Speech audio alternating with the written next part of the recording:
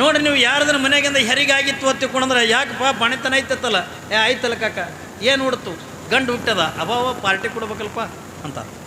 ಯಾಕ್ರಿ ಗಂಡು ಹುಡ್ತಂದ್ರೆ ಪಾರ್ಟಿ ಕೊಡ್ಬೇಕಲ್ಲ ಅಂತ. ಮದೇ ಅಪ್ಪಿ ತಪ್ಪಿ ಅಂದ ಯಾಕೆ ಬಣಿತನ ಐತತ್ತಲ್ಲ ಆಯ್ತಲ್ಲ ಕಾಕ ಏನು ಹುಡ್ತು ಹೆಣ್ಣ ಅಂತಾವು. ಪಾರ್ಟಿನೂ ಕೇಳಲ್ಲ ಏನೂ ಕೇಳಲ್ಲ ಏನ್ರಿ. ಯಾಕೆ ಹಿಂಗೆ ಹತ್ತುಕೊಂಡ ಕೇಳಿದ್ರೆ ಹೆಣ್ಣು ಹುಟ್ಟಿದ್ರಂದ ಕೆಟ್ಟದ್ದಲ್ಲ ಏನ್ರಿ. ಈ ಜಗತ್ತಿನಕ್ಕಂಥ ಚಿಕ್ಕದಾಗಿರ್ತಕ್ಕಂಥ ಗ್ರಾಮ ಅದು ಸೋಮಲಾಪುರ ಗ್ರಾಮ. ಆ ಗ್ರಾಮದ ಶರಣ ದಂಪತಿಗಳಾಗಿರ್ತಕ್ಕಂಥ ಭಕ್ತಿ ಸಂಪನ್ನರಾಗಿರ್ತಕ್ಕಂಥ ಜ್ಞಾನರೆಡ್ಡಿ ಮತ್ತು ನಿರ್ಮಲಾದೇವಿಯ ಜೀವನದ ಬಗ್ಗೆ ನಿನ್ನಿನ ತನಕ ಕೂಡ 2 ದಿನಗಳ ಪರ್ಯಂತರವಾಗಿ ಅವರ ದಾಂಪತ್ಯದ ಜೀವನ ಬಗ್ಗೆ ನಾವೆಲ್ಲ ತಿಳಿತಾ ಬಂದಿವಿ. ಅವರು ಅಳತಕ್ಕಂಥದ್ದನ್ನು, ಅವರು ಕೂಗ್ತಕ್ಕಂಥದ್ದನ್ನು, ಅವರು ಪಡ್ತಕ್ಕಂಥ ಕಷ್ಟಗಳ ಆ ತಾಯಿ ನಿರ್ಮಲಾದೇವಿಯ ಕಣ್ಣೀರು ಪರಮಾತ್ಮನಿಗೆ ಅಂತ ಗೊತ್ತಾಗ್ತದೆ, ಪಾರ್ವತಿಗೆ ಅಂತ ಗೊತ್ತಾಗ್ತದೆ. ಅವರ ಭಕ್ತಿ, ಅವರ ಶ್ರದ್ಧೆಗೆ ಮೆಚ್ಚಿ ನಿನ್ನಿನ ದಿವಸ ಯಾವ ಭಗವಂತ ಸಾಕ್ಷಾತ್ ಪಾರ್ವತಿನೇ ಭೂಲೋಕದೊಳಗೆ ಅವತಾರ ತಾಳಲಿಕ್ಕೆ ಪಾರ್ವತಿಯನ್ನೇ ಭೂಮಿಗೆಂದ ಕಳಿಸಿಕೊಟ್ಟ. ಆ ಪಾರ್ವತಿ ಯಾರ ಗರ್ಭದೊಳಗಿಂದ ಹುಟ್ಟಲು ನಿನ್ನಿನ ದಿವಸ ಹತ್ತಿಕೊಂಡಂತ ಕೇಳಿದ್ರೆ ನಿರ್ಮಲಾದೇವಿಯ ಗರ್ಭದೊಳಗೆ ಪಾರ್ವತಿ ಹುಟ್ಟಿ ಬರ್ತಾಳೆ. ಯಾವಾಗ ಈ ಭೂಮಿಗಿಂದ ಪಾರ್ವತಿನೇ ಹುಟ್ಟಿ ಬಂದ್ಲು, ಅವರ ಮನೆತನದೊಳಗೆ ಯಾವ ದೇವರ ಮೇಲೆ ನಂಬಿಕೆ ಇತ್ತು ಹತ್ತಿಕೊಂಡಂತ ಕೇಳಿದ್ರೆ ತಂದೆ ತಾಯಿಗಳಾಗಿರ್ತಕ್ಕಂಥ ಯಾವ ಜ್ಞಾನರೆಡ್ಡಿ ಮತ್ತು ನಿರ್ಮಲಾದೇವಿಯವರ ಭಕ್ತಿ ಭಾವ ಶ್ರದ್ಧೆ ಅನ್ನತಕ್ಕಂಥದ್ದು ಯಾವ ದೇವರ ಮೇಲೆ ಇತ್ತು ಹತ್ತಿಕೊಂಡಂತ ಕೇಳಿದ್ರೆ ಹೆಂಗೆ ನೀವೆಲ್ಲ ಬಣಜುಗಳ ಗ್ರಾಮದ ಭಕ್ತರೆಲ್ಲ ಮಲ್ಲಯ್ಯನ ಮೇಲೆ ಅಪಾರವಾಗಿರ್ತಕ್ಕ ನಂಬಿಕೆ ಇಟ್ಟುಕೊಂಡಿರಲ್ಲ. ಅಂಥ ಯಾವ ಅವತ್ತಿನ ದಿನಮಾನದೊಳಗೆ ನಿರ್ಮಲಾದೇವಿಯ ಭಕ್ತಿನೂ ಕೂಡ ಯಾರ ಮೇಲೆ ಇತ್ತು ಹತ್ತಿಕೊಂಡಂತ ಕೇಳಿದ್ರೆ ಅವರ ಊರೊಳಗಿರ್ತಕ್ಕಂಥ ಸೋಮಲಾಪುರದೊಳಗಿರ್ತಕ್ಕಂಥ ಮಲ್ಲಯ್ಯನ ದೇವಸ್ಥಾನ ಮೇಲೆ ಅಪಾರವಾಗಿರ್ತಕ್ಕಂಥ ನಂಬಿಕೆ, ಅಪಾರವಾಗಿರ್ತಕ್ಕಂಥ ಭಕ್ತಿ ಇತ್ತು. ನಿತ್ಯನೂ ಕೂಡ ಮಲ್ಲಯ್ಯನಿಗೆಂದ ಬೇಡ್ಕೋತಿದ್ಲು. ಯಾವಾಗಂದ್ರೆ ನಿತ್ಯನೂ ಕೂಡ ಮಲ್ಲಯ್ಯನಿಗೆಂದ ಬೇಡ್ಕೊಂಡಿರ್ತಕ್ಕಂಥ ನಿರ್ಮಲಾದೇವಿಯ ಭಕ್ತಿಗೆ ಯಾವಾಗ ಆ ತಾಯಿಯ ಗರ್ಭದೊಳಗಿಂದ ಹೆಣ್ಣು ಮಗು ಅನ್ನತಕ್ಕಂಥ ಹುಡುತ್ತಲ್ಲ, ಆ ಮಲ್ಲಯ್ಯನ ಮೇಲೆ ಇರ್ತಕ್ಕಂಥ ಭಕ್ತಿಗಾಗಿಯೇ ನಿನ್ನಿನ ದಿವಸ ಆ ಮಗುವಿಗೆಂದ ನಾಮಕರಣ ಮಾಡ್ತಾರೆ. ಅದು ಏನು ನಾಮಕರಣ ತಿಳ್ಕೊಂಡ ಕೇಳಿದ್ರೆ ಮಲ್ಲಮ್ಮ ತಿಳ್ಕೊಂಡನಂತ ನಾಮಕರಣ ಮಾಡ್ತಾರೆ. ಯಾಕೆ ಅವ್ರ ಭಕ್ತಿ ಎಲ್ಲನೂ ಕೂಡ ಮಲ್ಲಯ್ಯನ ಮೇಲೇ, ಅವರ ಶ್ರದ್ಧೆ, ಅವರ ನಿಷ್ಠೆ ಏನು. ಇವತ್ತು ದುಃಖ ಬಂದರೂ ಕೂಡ ಮಲ್ಲಯ್ಯನಿಗೆ ಹೇಳಬೇಕು, ಸುಖ ಆದ್ರೂ ಕೂಡ ಮಲ್ಲಯ್ಯನಿಗೆ ಹೇಳಬೇಕು. ಮಲ್ಲಯ್ಯನನ್ನು ಬಿಟ್ಟರೆ ಬೇರೆ ಯಾವುದನ್ನು ಕೂಡ ನೆನೀತಿದ್ದಿಲ್ಲ. ಯಾರು? ಜ್ಞಾನರೆಡ್ಡಿ ಮತ್ತು ನಿರ್ಮಲಾದೇವಿ. ಕುಂತ್ರು ಮಲ್ಲಯ್ಯ, ನಿಂತರು ಮಲ್ಲಯ್ಯ, ಸದಾಕಾಲ ಮಲ್ಲಯ್ಯನ ಧ್ಯಾನದೊಳಗಿರ್ತಕ್ಕಂಥ ಈ ದಂಪತಿಗಳು ಹೆಂಗೆ ಹತ್ತುಕೊಂಡ ಕೇಳಿದ್ರೆ ಅದಕ್ಕಾಗಿಯೇ ಯಾವ ಹುಟ್ಟಿರ್ತಕ್ಕಂಥ ಮಗುವಿಗೆಂದ ಮಲ್ಲಮ್ಮ ಹತ್ತುಕೊಂಡನಂತ ನಾಮಕರಣ ಮಾಡ್ತಾರೆ. ಬಹುಶಃ ಅವತ್ತಿನ ದಿನಮಾನದೊಳಗಂದ ಏನ್ರಿ ಸೋಮಲಾಪುರದೊಳಗೆ ಅವತ್ತಿನ ದಿನಮಾನದೊಳಗೆ ಮಲ್ಲಮ್ಮಳ ತೊಟ್ಟಿಲ ಕಾರ್ಯಕ್ರಮ ಅಷ್ಟು ವೈಭವದೊಳಗೆ ಆಗಿತ್ತೋ ಇಲ್ಲೋ ಗೊತ್ತಿಲ್ಲ. ಆದರೆ ನಿನ್ನಿನ ದಿವಸ ಅಂದ ಎಲ್ಲ ಬಣಜುಗಳ ಗ್ರಾಮದ ಭಕ್ತರೆಲ್ಲ ಕೂಡ್ಕೊಂಡು, ತಾಯಂದಿರೆಲ್ಲ ಕೂಡ್ಕೊಂಡು ನಿನ್ನೆ ಎಟ್ಟರ ಮಟ್ಟಿಗೆ ವೈಭವದೊಳಗಿಂದ ತೊಟ್ಟಲ ಕಾರ್ಯಕ್ರಮ ಆಯಿತು ಹತ್ತಿಕೊಂಡ ಕೇಳಿದ್ರೆ ಭಾಳ ಖುಷಿ ಅನ್ನಿಸ್ತು. ನಿನ್ನೆ ತೊಟ್ಟಲ ಕಾರ್ಯಕ್ರಮ ನೋಡಿ ಎಲ್ಲ ಜೋಗುಳ ಪದ ಹಾಡೋದೇನು ಏನ್ರಿ, ತೊಟ್ಲ ಶೃಂಗಾರ ಮಾಡೋದೇನು. ಅವತ್ತಿನ ದಿನಮಾನದೊಳಗಿಂದ ಮಲ್ಲಮ್ಮಳಿಗೆಂದ ನಿರ್ಮಲಾದೇವಿ ಒಬ್ಬಳೇ ತೊಟ್ಟಲ ಕೆಳಗಿಂದ ಕೂತ್ಕೊಂಡ್ರ. ಆದರೆ ಬಣಜುಗಳ ಗ್ರಾಮದೊಳಗೆ ನಿನ್ನಿನ ದಿವಸದಿಂದ ಮಲ್ಲಮ್ಮಳಿಗೆಂದ 2 ತಾಯಂದಿರಾಗಿ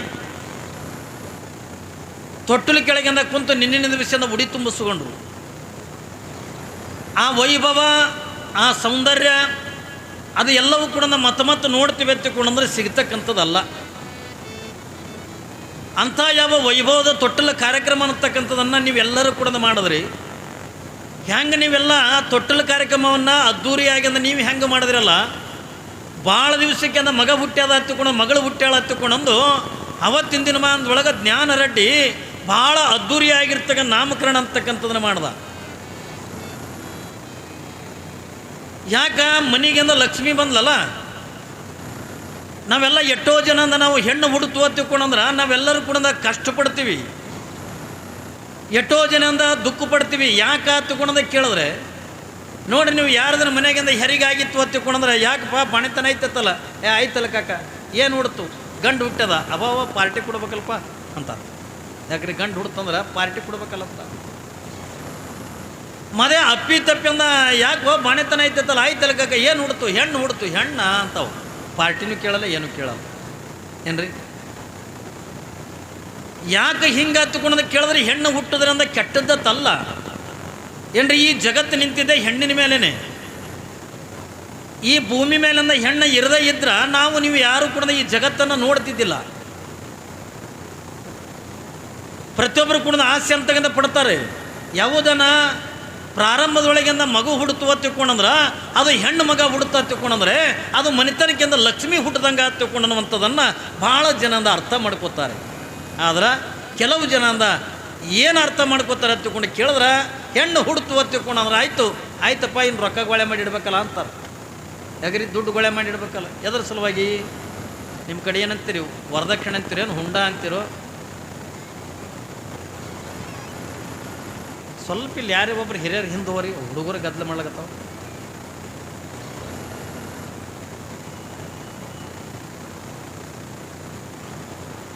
ಅದು ಇವತ್ತಿನ ದಿನಮಾನದೊಳಗಿಂದ ಬಂದದೆ ವರದಕ್ಷಿಣ ಹುಂಡ ಅನ್ನತಕ್ಕಂಥದ್ದು. ಅದಕ್ಕಾಗಿಯೇ ಏನು ಹುಡ್ತು ಹತ್ತುಕೊಂಡಂದಾಗ ಕೇಳಿದ್ರೆ ಹೆಣ್ಣು ಹುಟ್ಟ್ಯದ ಹತ್ತುಕೊಂಡಂದಾಗ ಹೆಣ್ಣು ಹತ್ತುಕೊಂಡಂತಾರ, ರೊಕ್ಕ ಗೋಳೆ ಮಾಡ್ಬೇಕಪ್ಪ ಆಯ್ತಲ್ಲ ಚಿಂತೆ ಚಲವಾಯ್ತಲ್ಲ ಹತ್ತುಕೊಂಡಂತಾರ. ಎದ್ರ ಸಲುವಾಗಿ ಅಂತಾರ ಹತ್ತುಕೊಂಡಂದಾಗ ಕೇಳಿದ್ರೆ ಹೆಣ್ಣು ಹುಟ್ಟಿದ್ದೇನೆ ಕೆಟ್ಟದ್ದೇನಲ್ಲ. ಆದರೆ ಇವತ್ತಿನ ಪರಿಸ್ಥಿತಿ ಏನಾಗ್ಯದ ಹತ್ತುಕೊಂಡಂದಾಗ ಕೇಳಿದ್ರೆ ಏನ್ರಿ ವರದಕ್ಷಿಣ ಅನ್ನತಕ್ಕಂಥದ್ದು ಬಂದು ನೀವೇನಂತೀರಿ? ಹುಂಡ ಅಂತೀರೇನು? ಈ ಕಡೆ ಹುಂಡನ ಹಂಡ್ಯಾನ ಏನ್ರಿ ಹುಂಡ ಅಂತೀರಿ ನೀವೆಲ್ಲ. ಈಗೆಲ್ಲ ಹುಂಡ ಬಂದುಬಿಟ್ಟದೆ. ಈಗ ಅದನ್ನು ಕೂಡ ಹೋಗ್ತದೆ. ಮೊದಲಿನ ಪದ್ಧತಿ ಏನದಲ್ಲ ಅದೇ ಪದ್ಧತಿನೇ ಮತ್ತೆ ಪುನಃ ಕೂಡ ಬರ್ತಕ್ಕಂಥದ್ದು. ಅದು ಯಾಕೆ ಇವತ್ತು ಎಷ್ಟೋ ಜನ ಹುಡುಗರಿಗೆ ಅಂದ ಮದುವೆ ಮಾಡ್ಕೋಬೇಕಂತಂದ್ರೆ ಹೆಣ್ಣೆ ಸಿಗಲ್ಲ ಏನ್ರಿ. ಹೆಣ್ಣು ಸಿಗಲ್ಲಾಗ್ಯಾವ ಈಗ.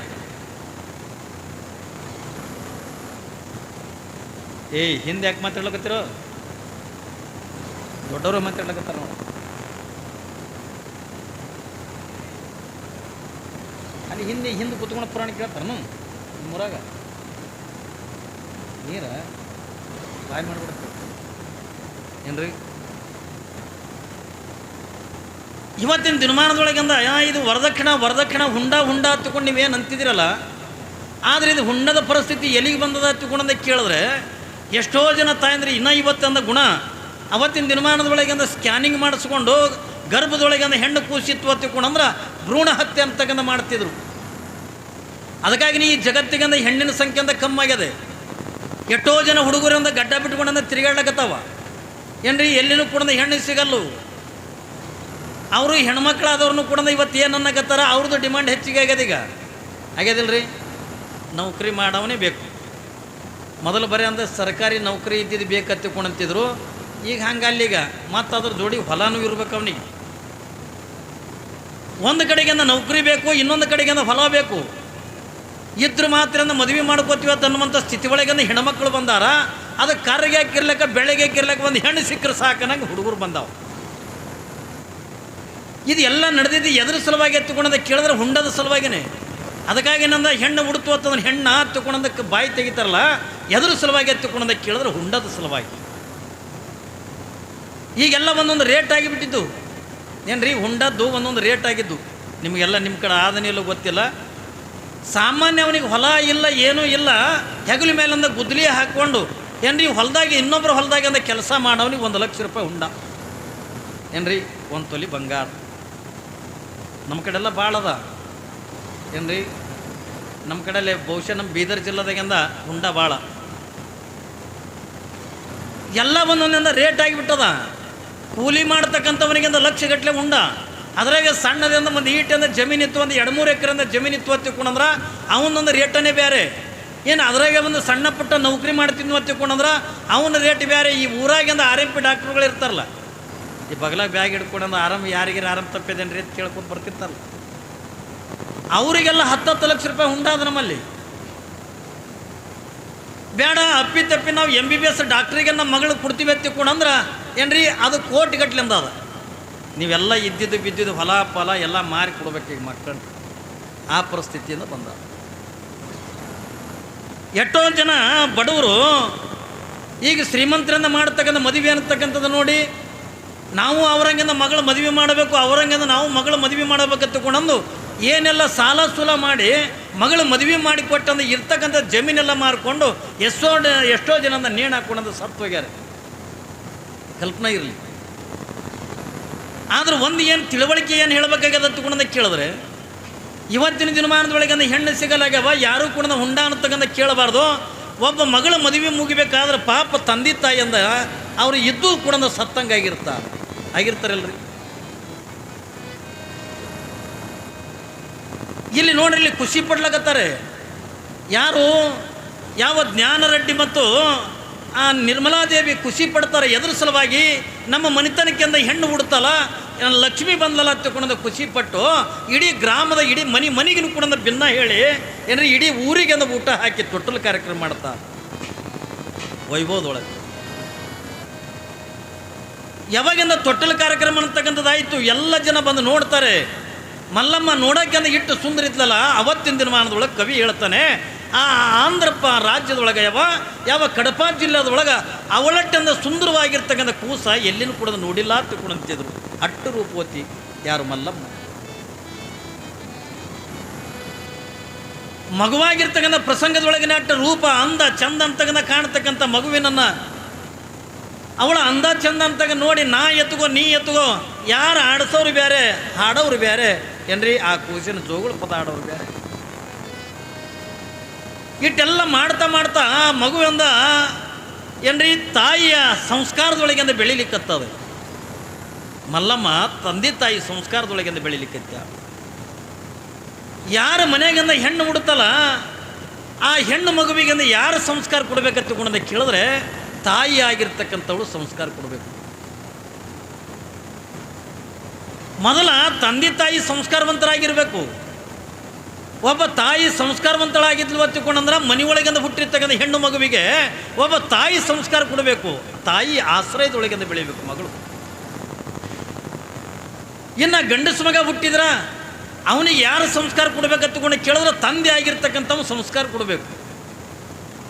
ಅದಕ್ಕಾಗಿಯೇ ಜಗತ್ತಿನ ಇತಿಹಾಸ ಏನು ಹೇಳ್ತದೆ ತಗೊಂಡು ಕೇಳಿದ್ರೆ, ಯಾರ ಮನೆತನದೊಳಗಿಂದ ದಂಪತಿಗಳಿಂದ ಸಂಸ್ಕಾರವಂತರಾಗಿರ್ತಾರೋ, ಯಾವ ಮನೆತನದೊಳಗಿಂದ ಆಧ್ಯಾತ್ಮದ ಜೀವಿಗಳಾಗಿರ್ತಾರೋ ಏನ್ರಿ, ತಂದೆ ತಾಯಿ ಸಂಸ್ಕಾರವಂತರು ಇದ್ರು ತಿಳ್ಕೊಂಡ್ರೆ ಮಕ್ಕಳು ಕೂಡ ಸಂಸ್ಕಾರವಂತರಾಗಿ ಅಂದ ಹುಡುತ್ತಾರೆ. ಇಲ್ಲಿ ನೋಡ್ರಿ, ಇವತ್ತು ಮಲ್ಲಮ್ಮನ ತಂದೆ ತಾಯಿ ಯಾವಾಗಂದ್ರೆ ಎಷ್ಟು ಸಂಸ್ಕಾರವಂತರಾಗಿದ್ರು. ಸದಾಕಾಲ ಮಲ್ಲಯ್ಯನ ಧ್ಯಾನ, ಒಂದು ಕಡೆಗಿಂದ ಗಂಡನ ಸೇವೆ, ಇನ್ನೊಂದು ಕಡೆಗೆ ಏನ್ರಿ ಯಾರೇ ಬರಲಿ, ಕುರುಡರು ಬರಲಿ, ಕುಂಟರು ಬರಲಿ, ಅನಾಥರು ಬರಲಿ, ದೀನ ದಲಿತರು ಯಾರೇ ಬಂದರೂ ಕೂಡ ಮನೆತನದೊಳಗಿಂದ ಪ್ರಸಾದ ಇಲ್ಲ ತಿಳ್ಕೊಂಡಂತಿದ್ದಿಲ್ಲ, ದಾನ ಧರ್ಮ ಮಾಡ್ತಿದ್ರು. ಅವ್ರು ಎಂಥ ಸಂಸ್ಕಾರದಾಗ ಬೆಳೆದಿದ್ರು ಅಂಥ ಸಂಸ್ಕಾರದೊಳಗಿನ ಮಕ್ಕಳು ಹುಡ್ತಾವೆ. ತಿಳ್ರಿ, ಹುಲಿ ಹೊಟ್ಟೆಗಿಂದ ಹುಲಿನೇ ಹುಡ್ತಾವೆ, ನಾಯಿ ಹೊಟ್ಟೆಗಿಂದ ನಾಯಿನೇ ಹುಟ್ಟೋದು. ಧರ್ಮವಂತರ ಹೊಟ್ಟೆ ಒಳಗೆ ಧರ್ಮವಂತ ಮಕ್ಕಳೇ ಹುಡ್ತಾರೆ ಹೊರತಾಗಿ ಅಂಥ ಇಂಥ ಮಕ್ಕಳಂತಕ್ಕಂಥ ಹುಟ್ಟಲಿಕ್ಕೆ ಆಗಂಗಿಲ್ಲ. ಯಾವನೋ ಒಬ್ಬವ ದೊಡ್ಡ ಕಳ್ಳ ಪ್ರಚಲಿತನ ಕೂಡ ಕಳ್ಳತನ ಮಾಡ್ಲಾರ್ದೆ ಅವನಿಗೆ ಹೊಟ್ಟೆನೇ ತುಂಬ್ತಿದ್ದಿಲ್ಲ, ಊಟನೇ ಹೋಗ್ತಿದ್ದಿಲ್ಲ ಅವನಿಗೆ. ದಿನ ಕಳ್ಳತನ ಮಾಡಬೇಕು, ಏಟು ಕೇಟ್ರೆ ಒಟ್ಟು ಕಳ್ಳತನ ಮಾಡ್ಲಾರ್ದೇ ಅವ ಊಟನೇ ಮಾಡ್ತಿದ್ದಿಲ್ಲ. ಇಂಥ ಯಾವಾಗ ಅಂದ ಇಂಥ ಕಳ್ಳನ ಹೆಂಡತಿ ಅಂದ ಗರ್ಭಿಣಿ ಆದ್ಲು. ಕಳ್ಳನ ಹೆಂಡತಿ ಗರ್ಭಿಣಿ ಆದ್ಲು. ಯಾವಾಗಿಂದ ಕಳ್ಳನ ಹೆಂಡತಿಗೆ ಅಂದ 8 ತಿಂಗಳಂದ ಗರ್ಭ. ಪಾಪ ಕಳ್ಳ ಗಂಡ ಬಂದು ಹೆಂಡತಿ ಇದ್ರಿಗೆ ಕುಂತು ಹೆಂಡತಿಗೆ ಒಂದು ಮಾತಂದ. ಏನ ಅಂದ, ಏನ್ರಿ ಅಂದ್ಲು. ನೋಡು, ನಮಗೆ ಗಂಡಸ ಮಗ ಹುಡ್ತವತ್ತಂದ್ರೆ ನಮ್ಮ ಮಗನ ನನ್ನಂಗೆ ಅಂದ ಕಳ್ಳನ ಮಾಡೋದು ಬೇಡ, ಇದು ನನ್ನ ಜೀವನಕ್ಕೆ ಅಂದ ಮುಗಿಲಿ. ನನ್ನಂಗೆ ಅಂದ ಕಳ್ಳನ ಮಾಡೋದು ಬೇಡ, ನನ್ನ ಮಗನಿಗೆ ಅಂದ ದೊಡ್ಡ ಡಾಕ್ಟರ್ ಮಾಡೋನು, ನನ್ನ ಮಗನಿಗೆ ದೊಡ್ಡ ಇಂಜಿನಿಯರ್ ಮಾಡೋನು ಅಂದ. ಏನ್ರಿ, ಮಗನ ದೊಡ್ಡ ಇಂಜಿನಿಯರ್ ಮಾಡೋನು, ದೊಡ್ಡ ಡಾಕ್ಟ್ರ್ ಮಾಡೋನು ಅಂದ. ಅವಾಗ ಹೆಣತಿ ಅಂದ್ಲು, ಇದು ಹೆಣ್ಣು ಹುಡ್ತಂದ್ರೆ ಹ್ಯಾಂಗ ಅಂತ. ಹೌದಲ್ರಿ, ಹೊಟ್ಟೆಗಿರ್ಲಕ್ಕಾಗಿನ ಹೊಟ್ಟೆ ಪತ್ತೆ ಹೆಸರು ಇಟ್ಟಂಗೆ. ನೋಡಿದ್ರೆ ಇಲ್ಲ, ನಿಮ್ಗೆ ನೋಡೋದು ಮುಗಿದ ಬಳಕ ಪುರಾಣ ಹೇಳ. ಪಾಪ ಹೆಣ್ತಿ ಏನಂತಾಳ, ಇವ ಕಳ್ಳ ಏನಂತಾನ, ನೋಡು ನಮಗೆ ಗಂಡಸ ಮಗ ಹುಡುತು ತಿಳ್ಕೊಂಡ್ರೆ ನನ್ನಂಗೆ ಅಂದ ಮಗನಂದ ಕಳ್ಳನ ಮಾಡೋದು ಬೇಡ, ನನ್ನ ಮಗನಿಗೆಂದ ದೊಡ್ಡ ಡಾಕ್ಟ್ರ್ ಮಾಡೋನು, ನನ್ನ ಮಗನಿಗೆಂದ ದೊಡ್ಡ ಇಂಜಿನಿಯರ್ ಮಾಡೋನು ಅಂದ. ಹೆಣ್ತಿ ಅಂದು ಮತ್ತು ಹೆಣ್ಣು ಹುಡುತ್ತಂದ್ರೆ ಹ್ಯಾಂಗೆ, ಇಲ್ಲ ಗಂಡೆ ಹುಡುತ್ತದ ಅಂದ. ಮತ್ತು ಹೆಣ್ಣು ಹುಡುತ್ತಂದ್ರೆ ಹೆಂಗೆ ಈಗ ಅಂತಿರ್ತಾರೆ ನೋಡ್ರಿ. ಮತ್ತು ಹೊಟ್ಟೆಗಿರ್ಲಕ್ಕಾಗಿ ಮೊದಲೊಂದು ಹುಟ್ಟಿರ್ತದ, ಮೊದಲೊಂದು ಗಂಡಸ ಮಗ ಹುಟ್ಟಿರ್ತದ ತಿಳ್ಕೊರಿ. ಪಾಪ ಅವ್ರ ತಾಯಿ ಮಾತು ಗರ್ಭಿಣಿ ಇರ್ತಾಳೆ. ಕೇಳ್ತಾರಲ್ಲ ಮಗನಿಗೆ, ಪಾಪು ನಿನಗೆ ತಮ್ಮ ಬೇಕಾ ತಂಗಿ ಬೇಕಾ ಅಂತ ಕೇಳ್ತಾರಲ್ಲ ಮಕ್ಕಳಿಗೆ ಕೇಳ್ತಾರೆ, ನಿನಗೆ ತಮ್ಮ ಬೇಕು ತಂಗಿ ಬೇಕು. ಮಮ್ಮಿ ನನಗೆ ತಮ್ಮನೂ ಬೇಡ ತಂಗಿನೂ ಬೇಡ, ನನಗೊಂದು ನಾಯಿ ಕುನ್ನಿಬೇಕಂತ. ನನಗೆ ತಮ್ಮನೂ ಬೇಡ ತಂಗಿನೂ ಬೇಡ, ನಾಯಿ ಕುನ್ನಿಬೇಕು ಅಂತದ. ಅದಕ್ಕೆ ಪಾಪ ಅದಕ್ಕೆ ಏನು ಬೇಕು ಅದನ್ನು ಕೇಳ್ಯದ. ಹಂಗೆ ಇವರಿಬ್ಬರು ಕಚ್ಚಾಡಕತ್ರು. ಯಾರು ಕಳ್ಳನ ಹೆಣ್ತಿ, ಇಲ್ಲ ಗಂಡೆ ಹುಡ್ತದ ಹೆಣ್ಣೆ ಹುಡ್ತದ.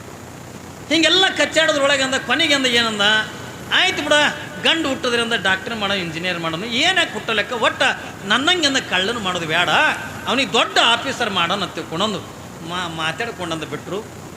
ಮುಂದೆ ಒಂದು ತಿಂಗಳದಾಗಂದ ಬಾಣೆತನ ಆಯಿತು. ಇವನ ಆಸೆದಂಗೆ ಗಂಡಸ ಮಗನೇ ಹುಡ್ತು.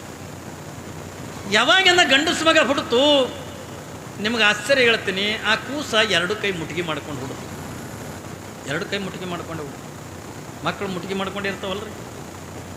ಯಾವಾಗಿಂದ ಕೂಸು ಮುಟ್ಟಿಗೆ ಮಾಡ್ಕೊಂಡೇ ಹುಡ್ತು. 2-3 ದಿವಸ ಅದ್ರ ಕೈನೇ ಬಿಚ್ಚಿದ್ದಿಲ್ಲ. ಅದು ಓಣೇನು ಹೆಣ್ಮಕ್ಳೇನಂದ್ರು, ಒಯ್ಯ ತಂಗಿ ಕೂಸ ಮುಟ್ಟಿಗೆ ಹಿಡ್ಕೊಂಡಿದ್ಯಾ ಅದು ಒಟ್ಟ ಕೈ ಬಿಚ್ಚಿದ್ಯಾ ನೋಡಿಲ್ಲ, ಮತ್ತು ಹಾಗೆ ಮುಟ್ಟಿಗೆ ಹಿಡ್ಕೊಂಡು ಕೂತು ಅಂದ್ರೆ ನಾಳೆ ಕೈ ಹಾಗೆ ಆದವು ಅಂದ್ರೆ ಹ್ಯಾಂಗೆ, ಜರ ಕೈ ಬಿಚ್ಚ್ರಿ ಅಂದರು. ಯಾವಾಗಿಂದ ಕೈ ಬಿಚ್ಚ್ರಿ ಅಂತ ತಗೊಂಡು ಒತ್ತಾಯ ಮಾಡಿ ಹಿಂಗೆ ಕೈ ಬಿಚ್ಚಿ ನೋಡಿದ್ರೆ ಕೈಯಾಗ ಒಂದು ಬಂಗಾರ ಉಂಗ್ರಿತ್ತು ಕೂಸಿನ ಕೈಯಾಗ. ಯಾವಾಗಿಂದ ಕೂಸಿನ ಕೈಯಾಗಿಂದ ಬಂಗಾರ ಉಂಗ್ರಿತ್ತು. ಅದು ಉಂಗ್ರ ಎಲ್ಲಿದು ತಗೊಂಡ ಕೇಳಿದ್ರೆ ಬಾಣೆತನ ಮಾಡೋಕೆ ಬಂದಿದ್ದ ನರ್ಸ್ ಬೈ ಕೈಯಿಂದ ಉಂಗ್ರನೇ ಕಳು ಮಾಡ್ಕೊಂಡು ಹುಟ್ಟದಿದ್ದು ಇಂಜಿನಿಯರ್ ಆಗೋದು. ಹಾಂ, ಏನು ಹೆರಿಗೆ ಮಾಡೋಕ್ಕೆ ಬಂದಿದ್ದಲ್ಲ, ಬಾಣೆತನ ಮಾಡೋಕ್ಕೆ ಬಂದಿದ್ದಲ್ಲ ಏನ್ರಿ.